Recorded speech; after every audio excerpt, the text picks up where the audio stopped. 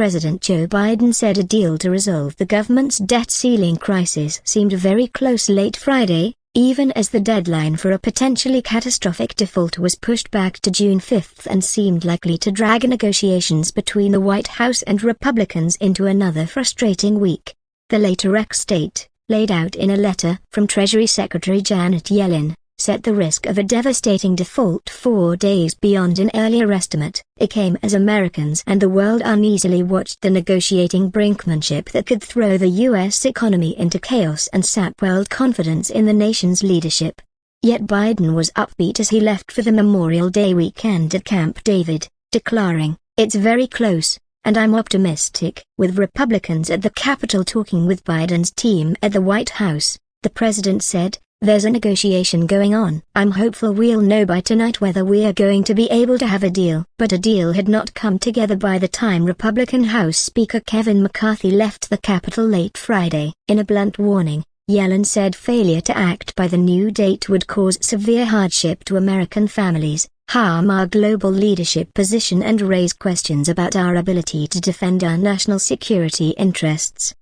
Anxious retirees and others were already making contingency plans for missed checks, with the next Social Security payments due next week. Biden and McCarthy seemed to be narrowing on a 2-year budget-slashing deal that would also extend the debt limit into 2025 past the next presidential election. After frustrating rounds of closed-door talks, a compromise had appeared to be nearing on Friday. Republicans have made some headway in their drive for steep spending cuts that Democrats oppose. However, the sides are particularly divided over McCarthy's demands for tougher work requirements on government food stamp recipients that Democrats say is a non-starter.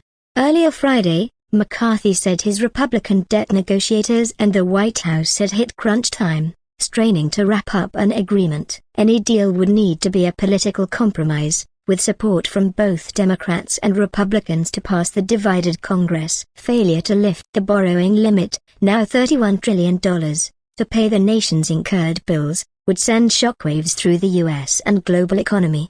But many of the hard-right Trump-aligned Republicans in Congress have long been skeptical of Treasury's projections, and they are pressing McCarthy to hold out. As talks pushed into another late night, one of the negotiators, Rep. Patrick McHenry, RN.C., called Biden's comments a hopeful sign, but he also cautioned that there's still sticky points impeding a final agreement. While the contours of the deal have been taking shape to cut spending for 2024 and impose a 1% cap on spending growth for 2025, the two sides remain stuck on various provisions. A person familiar with the talks said the two sides were dug in on whether or not to agree to Republican demands to impose stiffer work requirements on people who receive government food stamps, cash assistance and health care aid.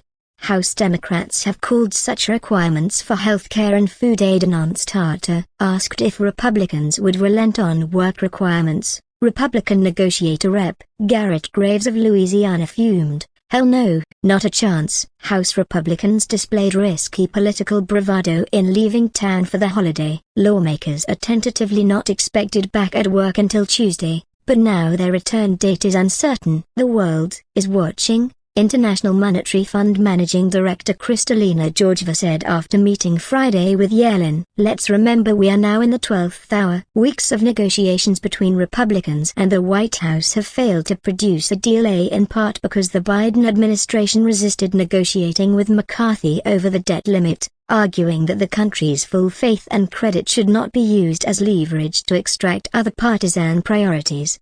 "We have to spend less than we spent last year. That is the starting point," said McCarthy. "One idea is to set the top-line budget numbers but then add a snapback provision to enforce cuts if Congress is unable during its annual appropriations process to meet the new goals."